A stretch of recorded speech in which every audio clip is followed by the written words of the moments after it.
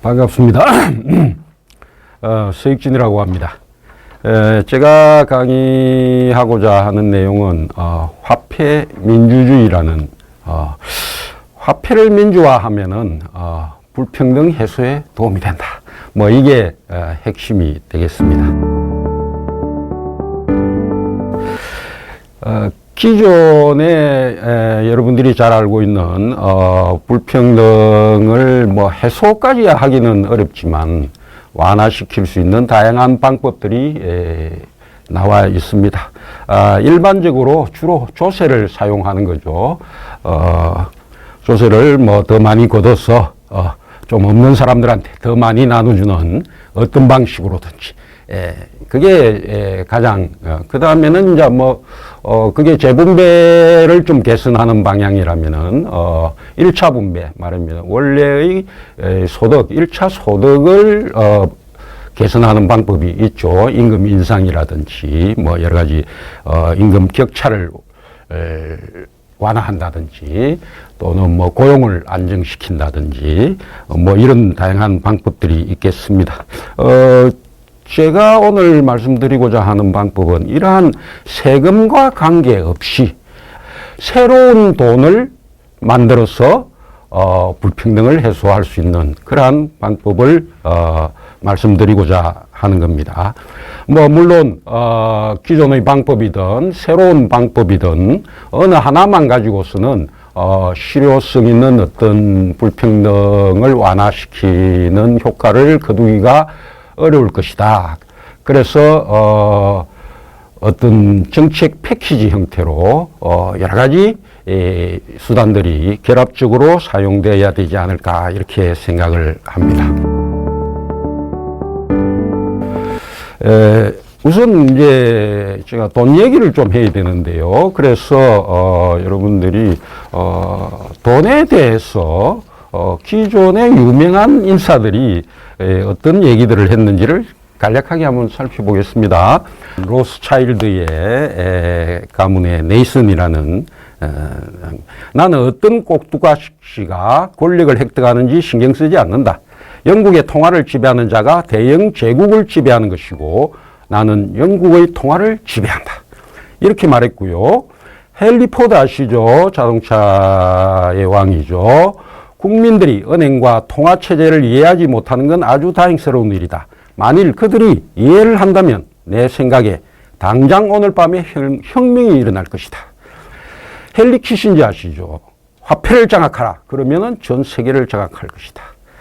프리덤은 유명한 미국의 통화주의의 태두고 경제학자죠. 화폐는 하늘에서 떨어진 것이다.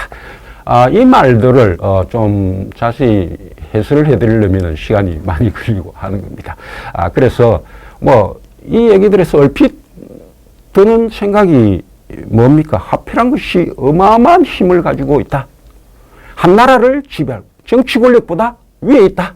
심지어는 세계까지도 지배할 수 있는 힘을 이 화폐가 가지고 있다 하는 것을 알 수 있고요. 지금 어떤 화폐 통화 금융 체제가 어떤 비밀이 있길래 헨리 포드 같은 경우는 그 비밀을 국민들이 안다면은 당장 혁명을 일으킬 것이다라고 단언을 했을까 하는 거에 대해서만 좀 생각을 해주시면 되겠다는 거고요. 그래서 결국은 보면은 여러분들이 맨날 경제가 안 돌아간다 하면은 제일 먼저 뭐가 돈이 안 돈다고 얘기합니다. 돈이 잘 안 돌거나 돈의 양이 부족하거나 그 얘기만 봐도 경제가 잘 돌아갈 때는 돈이 잘 돌거나 돈의 양이 늘어났다는 것을 알 수 있죠. 여러분들이 양적 완화니 뭐니 하는 얘기 뭐 경제가 불경기가 오거나 뭐 위기가 오거나 하면 무조건 돈부터 풉니다. 왜? 돈이 그만큼 이 경제에 직결되어 있다 하는 것을 알 수가 있다는 거죠. 이 돈을 발행하고 이 돈의 유통을 통제하는 권한, 이 돈을 누가 만들어서 누가 어떻게 이 경제에 주입을 해주느냐. 이게 진짜 중요한 사실이라는 겁니다. 돈은 돈은 주인이 다 있죠. 무슨 돈이든 주인 없는 돈 없습니다. 그러니까 돈 하면은 사유재처럼 생각이 되잖아요. 그런데 사실은 돈은 공공재라는 겁니다. 돈은 일단 한번 발행이 돼가지고 경제에 투입되는 순간 누군가의 돈이 됩니다. 그러면은 이렇게 해마다 새롭게 투입되는 돈은 과연 누구 돈이냐 하는 거죠. 실제 돈은 모든 이 세상에 존재하는 모든 상품은 누군가의 노동과 누군가의 땀, 누군가의 시간이라는 거죠. 그런데 돈은 지폐를 한번 생각해 봅시다. 얼마나 들까요? 돈 만드는데? 우리가 모든 비용을 돈으로 환산해서 시간과 노력을 돈으로 환산하면은 내가 이 물건을 만들어서 10,000원에 판다 하면은 나는 10,000원의 노동을 했다고 봐야죠. 물론 이게 들어간 소재를 만든 사람들의 노동까지 합쳤어. 그 노동의 가치가 이 돈으로 표현됐을 뿐이죠. 그게 이제 가격인데 돈 자체는 만드는데 비용이 거의 안 들죠. 지폐 5원도 안 들 겁니다. 동전 10원짜리 이제 아예 만들지도 않죠. 제일 큰 게 500원. 500원짜리 얼마나 들겠습니까? 실제 돈이 가지고 있는 구매력의 크기하고 그 돈을 만드는 데 들어가는 비용은 너무나 차이가 나죠. 이것을 통화 발행 차익이라고 하는데 이게 영어로는 시너리지라고 합니다. 그러면은 여러분들이 지금 사용하는 돈은 그러면 동전 지폐 말고 동전 지폐가 여러분들이 가지고 있는 모든 돈에서 차지하는 비중이 몇 프로나 될까요?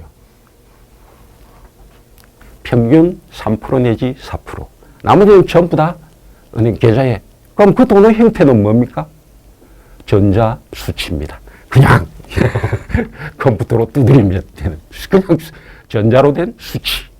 그게 돈이란 게 이 비용이 없는. 그래서 지금 돈은 전자통화가 되면서 이 시너리지, 통화발행 차익이 그야말로 그냥 100%. 거의. 만드는 비용이 아예 없다. 이렇게 볼 수 있죠. 그럼 내가 만약에 통화 발행권을 가지고 있다 하면은 어떻게 됩니까? 나는 땀 안 흘리고 노래가 안 하고 내 시간을 안 들여도 나는 컴퓨터로 쳐서 주면은 이 통화를 발행한다는 권리, 이거 권력이죠. 이거 보시고 이 돈을 누가 만들까? 정부, 중앙은행, 시중은행, 조폐공사, 금융통화위원회, 금융감독원, 일반 가게나 기업. 누굴 것 같아요? 빨리, 시간이 없어요. 중앙은행! 1번. 자, 과연 그럴까요? 아까 방금 얘기했죠. 지폐, 동전은 중앙은행이 만들어서 넣어줍니다. 그럼 자, 은행에 든 예금 통화. 전체 통화의 약 95%, 60%를, 96%를 차지하는 이 돈은 중앙은행이? 누가 만들었어요? 누가 발행해요? 시중은행입니다. 특히 제1금융권에 속하는, 돈은 제2금융권에서 만들기도 하는데 1금융권과 2금융권은 엄청난 차이가 있습니다. 분들이 중앙은행 2번 틀린 건 아닙니다. 틀린 건 아니지만, 사실은 중앙은행이 만든 돈은 현찰을 빼고는 민간한테는 들어오지 않습니다. 2번, 3번이 답인데, 2번은 나라마다 조금씩 달라요. 다른데, 하여튼 5% 미만, 95% 이상이 시중은행이 발행을 합니다. 자, 그러면 여러분들이 새 돈을 시중에 있는 사람들이, 경제 주체들이 돈을 추가로 필요하다 하면은 어디 갑니까? 은행 가잖아요. 중앙은행 안 갑니다. 은행 갑니다. 그러면 은행에서 내가 1억이 필요해요. 그럼 신청서를 냅니다. 은행에서 심사를 해가지고 오케이 그래 해갖고 탁 내 계좌에다가 1억 딱 찍어주잖아요. 찍어주는 순간에 내 계좌에 1억 탁 들어옵니다. 그 돈은 어디서 나왔을까요? 은행이 나한테 대출을 해줄 때, 여러분들한테 대출을 해줄 때 그 돈이 어디서 나왔을까요? 보통 중앙은행 차입을 답하시는 분이 있고 대부분 사람들이 예금이라고 얘기합니다. 지금 금은 아닌 것 같아. 그 옛날 얘기인 것 같아. 맞습니다. 옛날에 금과 은을 바탕으로 그 가치 대신에 이 보관증을 가지고 화폐로 사용을 했었죠. 지금은 여러분들이 은행은 어떤 사람은 예금을 받아가지고 그 예금을 이렇게 돈이 필요한 다른 사람한테 이것을 은행의 금융중개 기능이라고 하죠. 교과서에도 그렇게 가르칩니다. 모든 경제학 원론 책에서 은행은 중개기관으로서 남아도는 돈을 가진 사람들의 돈을 예금으로 받아서 그것을 필요한 돈이 부족한 사람들한테 해주고 예금 이자는 적게 주고 대출 이자는 많이 받아서 예대 금리 차를 먹고 산다. 보통 좀 아는 사람은 이렇게 학교에서 배운 사람은 이렇게 합니다. 그런데 이게 완전 거짓말이에요. 현실은 정반대다. 만약에 그렇다면은 은행은 예금이 없이는 대출을 못 해주잖아요. 그런데 실제 은행이 대출을 해줄 때는 예금하고는 아무 관계 없습니다. 오로지 보고 이 친구가 내 돈을 갚을 수 있나 없나, 이자를 얼마 낼 거냐, 그 조건만 맞다면 그냥 오케이 알아서 몇 억 필요해요? 3억 다다닥 3억. 예금이 있는지 없는지 보지도 않습니다. 자, 그 얘기는 뭐냐? 은행이 대출할 때 새 돈을 만듭니다. 누구의 돈도 아닙니다. 자, 우리가 민간 주체들끼리 내가 돈을 빌려주죠. 우리 선생님한테 돈을 100만 원 빌려주면 나는 내 현금이 100만 원 마이너스 플러스 100만 원. 경제에는 전체에는 변함이 없습니다. 돈의 양 전체가 통화량에 변화가 없죠. 나중에 갚으면 마이너스 플러스 땡땡. 은행은 어느 누구의 돈도 마이너스를 안 시킨다는 거죠. 어느 누구의 돈도. 내가 1억을 빌리면 그러면 누군가의 예금 계좌에 1억이 빠져나갔겠구나. 전혀 아니옵시다. 은행이 끊임없이 돈을 빌려주고 있지만 여러분들이 예금 계좌에서 돈 안 빠져나갑니다. 그렇잖아요. 그걸 보면은 예금에서 대출을 해주는 게 아니구나 하는 것을 쉽게 알 수 있죠. 일단 없는 돈을, 새 돈을 만들어서 줍니다. 은행에서 돈을 대출하는 순간에 누군가의 예금 또는 예금이 올라가죠. 일단 내 예금 수치가 올라가고 그걸 내가 현찰로 바꾸면은 요 마이너스가 되고 현찰이 플러스가 됩니다. 이거는 변화가 없는 형태만 바뀌는 거예요. 돈의 양에는. 그러나 은행이 대출해 줄 때마다 새로운 돈이 일단 내한테 왔다가 내가 지출하는 순간에 이 경제 전체의 통화량이 늘어납니다. 은행이 그러면은 나한테 돈을 빌려줄 때는 뭘 담보로 하는가? 내 신용을 담보로 하죠. 그래서 신용 창조라고 합니다. 내가 갚겠다 하는 약속, 그 차용 정서, 그걸 바탕으로 없는 돈을 찍어내는 거죠. 자, 일단 그러니까 이거의 답은 6번입니다. 나중에 이제 중앙은행한테 차입하는 경우가 있어요. 그거는 이제 나중에 문제가 생겼을 때 하는 것이고, 일반적으로 은행이 대출할 때는 어느 누구의 돈도 아닙니다. 없는 데서, 허공에서, 그야말로 신용을 바탕으로 없는 돈을 만들어준다. 이렇게 보시면 됩니다. 여러분, 보는 통화라고 들어보셨죠? 중앙은행이 발행하는 통화를 보는 통화라고 합니다. 이 보는 통화는요, 시중은행하고 정부 사이에만 왔다 갔다 합니다. 그러면 이 보는 통화는 지급준비금이라 해가지고 시중은행이 하고 거래를 하고 정부 금고 역할을 하면서 정부 계좌가 중앙은행이 있습니다. 그럼 그 관리도 하고 정부하고 거래를 합니다. 그럼 가게나 기업, 일반 민간 주체들은 이 중앙은행하고 아무 관계가 없어요. 심지어 현찰조차도, 중앙은행이 발행한 현찰조차도 여러분들이 중앙은행 가서 현찰을 하고 안 바꿉니다. 여러분들이 은행에 가서 현찰하고 내 예금 계좌를 바꾸죠. 그러면은 은행은 현찰을 지급 준비금을 주고 중앙은행한테서 바꿔온 겁니다. 이 시중에서 필요하러 하니까.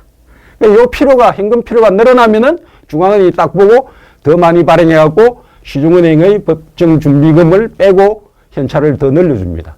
그게 형태만 바뀔 뿐이고 편의 때문에 어떤 이유로 대부분의 돈은 그냥 현금 없이 전자 통화다 이렇게 보시면 되고요. 이 시중은행들이 발행하는 이 통화를 은행 통화라고 합니다.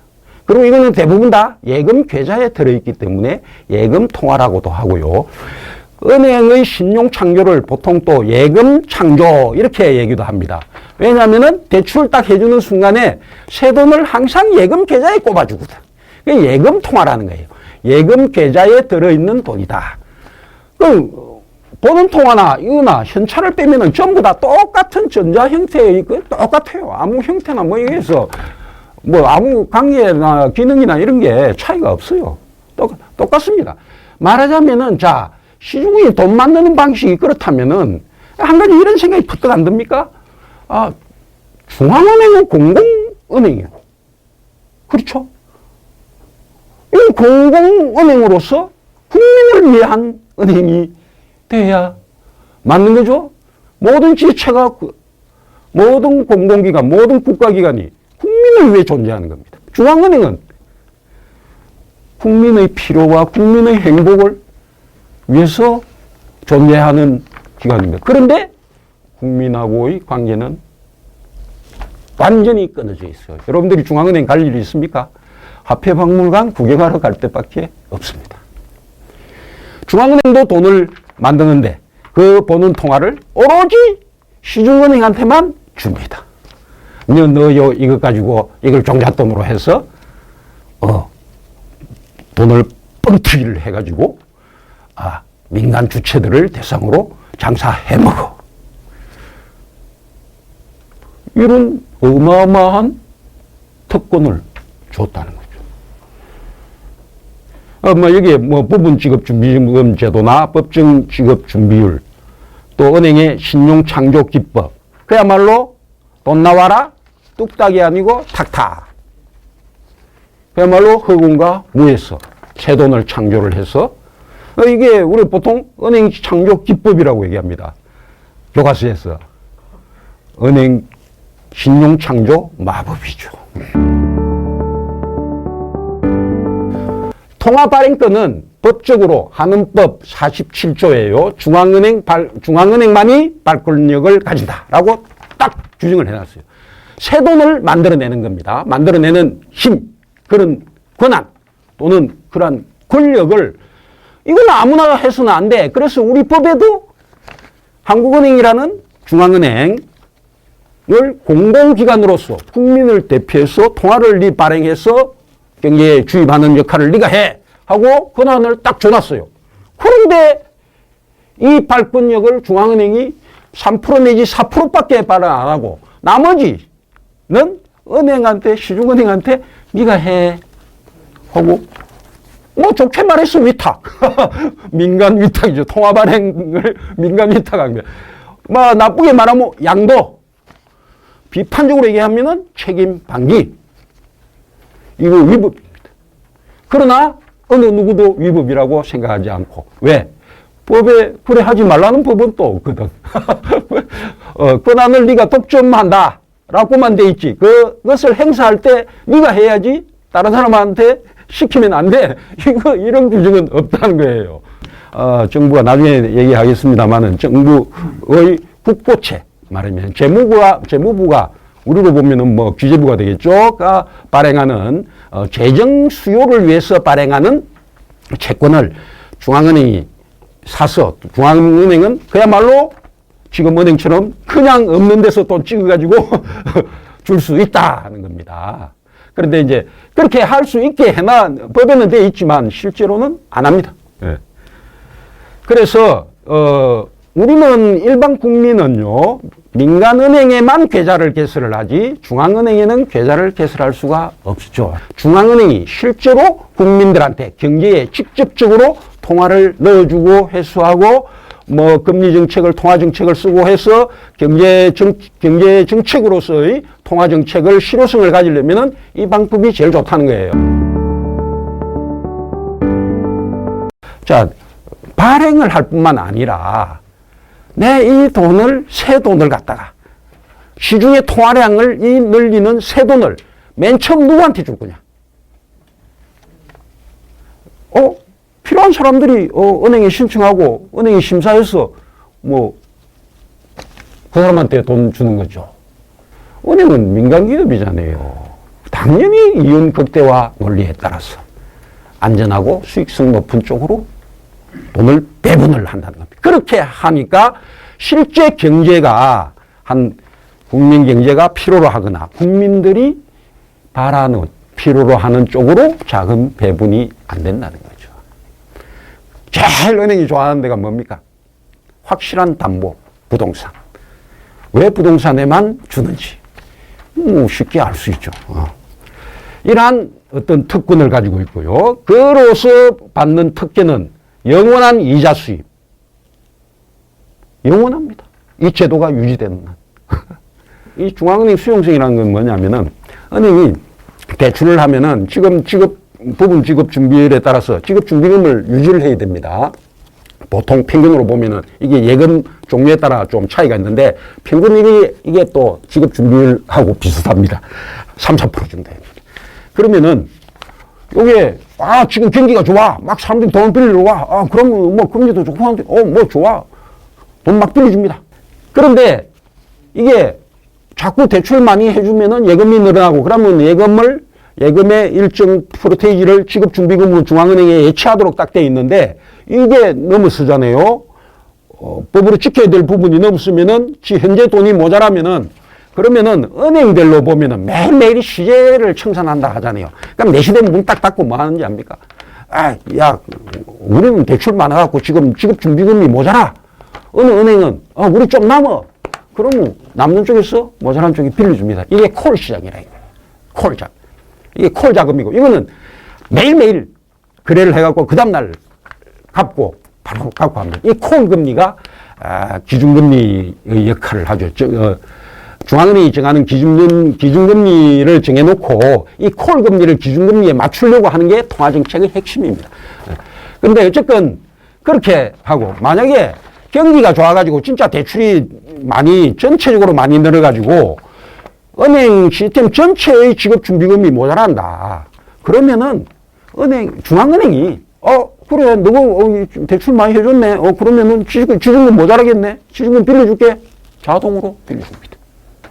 그래서 법적으로 그 비율을 맞출 수 있도록 해주는 거죠.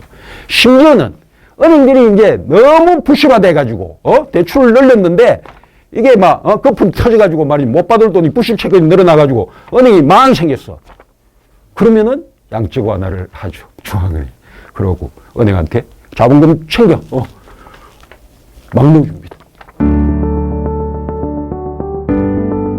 자, 그래서 여러분들이 이 현재의 시스템의 결과가 보면은 빚권하는 사회, 이 차별성, 개인적으로 볼 때는 차별당하잖아요. 자기의 신용도에 따라서. 우리가 진짜 상식적으로 생각을 하면은 돈이 절실하게 필요한 사람들한테 이자를 더 많이 받아야 될까요? 왜 신용도에 따라서 차별을 둘까요? 오로지 민간은행이기 때문에 그래야 한다는 거예요. 만약에 공공은행이 한다면 모두에게 똑같은 이자. 부자금 그거죠. 같은 이자를 제공한다고 뭐가 달라요? 공공은행이 그래가지고 부실화됐다. 그러면 구제금융. 그럼 민간은행도 구제를 어마어마하게 해주면서 공공은행이 만약에 그렇게 된다면 구제해주면 뭐가 잘못인데?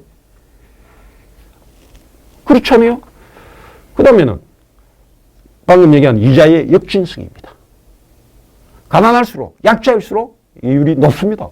희한한 세상이지. 이게 껄끄러운 세상이잖아요.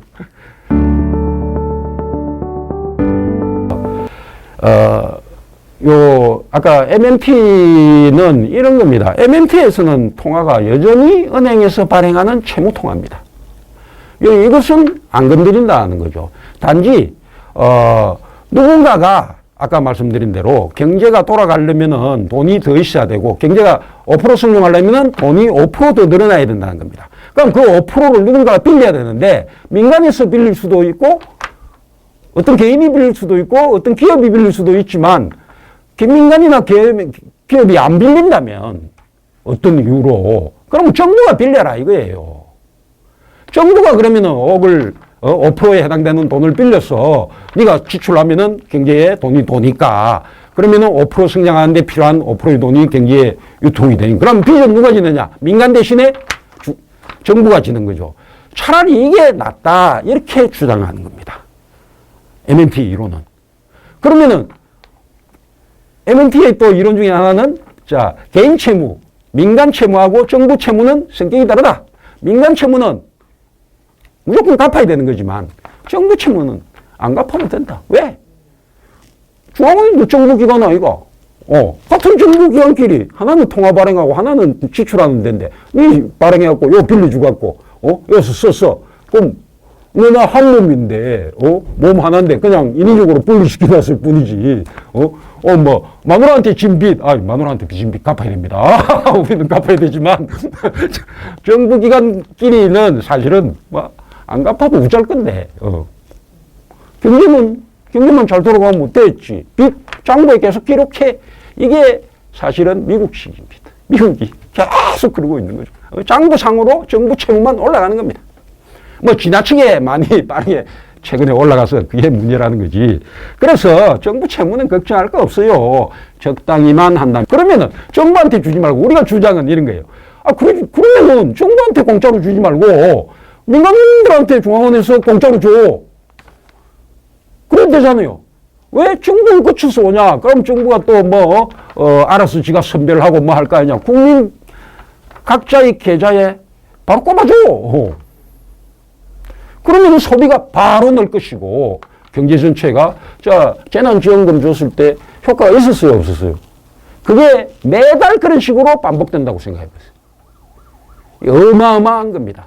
그 다음에 이게 불평등 완화의 효과가 있다는 게 말하자면은 소득 1억짜리하고 소득 1,000만원짜리 한 달에 100만 원씩 계속 똑같이 받는다고 생각해 보세요. 그 소득 격차는 갈수록 줄어듭니다. 그래서 우리가 하는 이제 보통은 주권화폐 이론인데 우리는 국민자를 좀 붙였어요. 보통 주권화폐 이론은 정부가 빚을 내거나 정부가 발행하는 걸로 하는데 제가 주장하는 것은 국민이 발행할 수도 있다. 중앙은행은 국민을 대신해서 공공기관으로서 발행하는 실무기관이지 얼마를 발행을 할 것인지 그 새로 발행된 돈을 어떻게 사용할 것인지는 국민이 정하자는 거예요. 그런데 여태까지의 주권화폐 이론도 요 현대통화 이론은 아예 주권화폐를 얘기도 안 합니다. 지금 시스템을 그대로 유지하면서 정부가 그냥 무상으로 중앙은행한테 돈 찍게 해가지고 빌려서 갖다 쓰자. 그래도 별 문제 없다. 그렇게 얘기하는 것이고 주권화폐 이론은 정부가 직접 돈을 찍자. 왜 민간은행이 돈을 찍게 하느냐. 중앙은행이 또는 정부가 중앙은행이 찍어서 그냥 정부한테 주자. 그러다 우리는 그것도 조금 더 나가서 화폐의 주권은 국민에게 있다. 이렇게 보는 거죠. 그래서 국민 주권이라는 겁니다. 그렇게 하면은 아까 100% 시너리지가 되는 거죠. 전자통화를 발행하기 때문에 비용이 하나도 안 든다는 것이고 그게 통째로 하나의 이익이라는 겁니다. 그래서 무담보, 무상환, 무이자 화폐를 그래서 이걸 갖다가 영어로 debt free money, 채무 없는 화폐. 제가 이걸 갖다가 이런 화폐를 자유화폐라고 불렀더니 그거 좀 이상해, 자유화폐. 그래서 자유화폐라고 하기는 좀 그렇긴 하지만 화폐는 국민주권에 속한다. 그래서 그 화폐의 이름은 국민주권화폐여야 되고 국민이 스스로 발행을 함으로써 국민자치를 해야 되고 그러나 직접 발행 모두가 다 이번에 모두들 동시에 개인적으로 각자 자기 통장에 100만 원씩 꼽습니다. 이래 하면은 어느 놈이 공 한 개 더 붙일 수도 있고 말하자면 도덕적 해이가 발생합니다. 또 실제로 그래가지고는 안 되고 그래서 믿을 수 있는 공공기관 지금 중앙은행이 하면 되죠. 중앙은행에 모든 국민이 계좌를 개설해가지고 거기에 해마다 얼마가 필요하냐, 그거는 조금 이따가 말씀드리겠습니다. 핵심은 이걸 정리하면 중앙은행이 국민을 대신해서 해마다 일정량의 통화를 발행해가지고 공익과 공공선을 위해서, 요거는 이제 국민 배당금으로 기본소득 형태로 나눠줄 수도 있고, 공공재원으로 사용해서 정부가 추가로 뭐 이래 한다고 해서 정부가 세금 거두고 지출하는 거 이거는 재정은 그대로 있는 거예요. 단지 통화에서 그동안에 민간에서 발행하던 해마다 발행하던 해갖고 경제에 넣어주던 돈을 중앙은행이 발행을 해서 그것을 공공적으로 쓰자 이 얘기입니다. 그 다음에 예를 들어서 제가 한번 계산을 해봤어요. 자, 과연 해마다 통화량이 얼마나 들까? 여러분들이 M2 기준으로 했을 때 우리나라에 보면은요 2011년에서 2019년 사이에 평균 137.6조 원씩 증가했어요. M2가. 그럼 M2가 가장 실물 경제를 잘 반영하는 그런 통화량이라고 봅니다. 그럼 해마다 137조라 봅시다. 은행들이 137조를 발행했다는 거죠. 추가로 해마다. 신규로. 그럼 이 돈을 중앙은행이 다 발행한다고 생각해 보세요. 137조 원을 해마다 뭐 국민들한테 나눠주든지 아니면은 국민 경제에 필요한 인프라 건설을 하는 투자에 쓰든지 아니면은 감세해주고 그것을 보존을 하든지 다양한 방식으로 추가로 사용할 수 있는 돈이 세금 말고 별도로 이 돈이 생긴다는 거예요. 그런데 또 자산 거래도 하잖아요. 부동산과 주식 하니까 요것들의 가격이 왜 올라갑니까? 통화량이 거기에 들어가 주지 않으면은 올라갈 수가 없어요. 그래서 중앙은행이 딱 통화를 발행을 하면은 민간은행은 돈 되는데 왜 안 빌려줘요? 그러나 중앙은행은 자산시장을 안정시키기 위해서 돈을 적당하게 빌려줄 수도 있죠. 그 적당한 게 제가 보기에는 집값도 물가 상승률만큼만 올라가라. 그게 맞잖아요. 그러면 뭐 우리가 물가 상승률이 지금 정부가 목표로 한 게 2%니까 주택 가격도 2%만 올라가도록 그럼 2%에 해당되는 돈만 더 공급해주면 되는 거라. 요게 하니까 120조 나왔죠. M2로 해보니까 137조가 나왔어요. 거의 비슷하잖아. 뭐 큰 차이 없잖아요. 그 M2 증가란 게 이 경제가 필요로 하는 추가 통화량하고 거의 맞먹는다 이렇게 볼 수가 있고요. 요거는 뭐냐면은 이제 더 이상 은행이 빚을 동반하는 갚아야 되는 돈을 발행하지 못하기 때문에 경제가 필요한 돈은 모두 다 중앙은행이 발행해갖고 그냥 넣어주거나 정부 지출을 통해서 들어오기 때문에 이거는 빚 없는 돈이라는 거예요. 갚을 필요가 없는 돈이라는 거죠. 그렇기 때문에 기존에 이미 예를 들어서 M2만 다 그렇다 하면은 약 M2가 3천조인데 현재 3천조인데 3천조를 갚아야 될 거 아니야. 이거는 이미 은행에서 빌린 돈이니까. 그러니까 3천조를 계속 갚아 나가는데 사람들이 해마다 뭐 10년에 걸쳐서 갚는다고 합시다. 그러면 300조 원씩 갚아 나가야 되잖아. 저는 이걸 갖다가 한 20년 상환으로 봤어요. 그러면 연간 100조 원씩이 필요해. 그러면 이게 통화 준다는 거예요. 계속 갚기 때문에. 주는데 은행이 새 대출을 안 하니까, 못 하니까 중앙은행이 하니까 중앙이 이 부분을 한시적으로 이 옛날 채무통화, 이미 상환되지 않은 채무통화 잔고가 다 상환될 때까지는 그것이 상환되는 양만큼 새 돈을 더 넣어줘야 경제의 통화량이 유지가 된다는 겁니다. 그럼 이건 한시적이지만 그래도 한 10년, 20년 동안 이 돈을 나눠줄 수 있다는 거지. 이 돈이 160조 원입니다. 1인당 약 27만 원 월. 그러면 한 10년이나 향후 10년이나 이 계획을 하고 나서 향후 10년이나 20년 사이에는 월 40만 원 정도는 줄 수 있다는 거예요. 만약에 이 돈을 다 국민배당금으로 나눠준다면. 그러면은 이렇게 되면 어떻게 될까? 방금 말씀드린 제일 극악의 이 기본소득 기초재원을 만드는 겁니다. 이것만 가지고는 부족하겠죠. 그래서 그 조세형 기본소득은 계속 강구를 해 나가고, 요 민간은행의 통화발행권을 뺏어서 중앙은행한테만 주는 순간에 이제 그래 되면은 채무 부담이나 이자 부담이 감소되겠죠. 당연히 삶도 안정되고 사회도 안정될 겁니다. 그리고 이 방식은 어느 누구의 소득도 감소 안 시키죠. 세금을 더 많이 세율을 올리거나 하지 않는다는 거죠. 모두에게 비근로소득. 안 그래도 일자리도 없고 뭐 한데 이게 뭐 이거는 기본소득의 효과하고 같다고 보시면 되겠습니다. 그 다음에는 이제 공공통화를 가지고 발행 및 배분을 하기 때문에 아까 말씀드린 대로 부동산 거품은 있을 수가 없다는 거죠. 정부가 중앙은행이 나서서 진짜 민간은행처럼 막 거기에다 돈, 사람들이 빌려달라는 대로 빌려주면은 안 되겠지. 실제로 공공통화를 해갖고 국민의 거버넌스 하에서 감시하에서 절대로 보험, 주식, 부동산에는 물가 상승률 이상의 돈이 안 가도록 법제화할 수도 있어요. 국민이 지배하고 국민이 주권을 행사하는 통화를 발행한다는 것은 국민의 주권 행사니까 국민의 이익을 대변하는 요거는 개혁 이 시스템으로 개혁하면서 제일 중요한 것이 거버넌스를 구축하는 거예요. 국민의 통제하에 둘 수 있느냐 없느냐 하는 겁니다. 그러니까 불로소득은 격감하고 근로소득은 증대하니까 불평등 감소하겠죠. 당연히 뭐 이것도 불평등 감소 요인이고 지역의 어떤 공공금융을 강화시켜서 지역 간 불평등이 완화되면은 전체적으로 아무래도 되겠죠. 지역 순환 경제도 활성화되고 중앙 집중도 완화될 수 있고 지방 소멸도 억제될 수 있고요.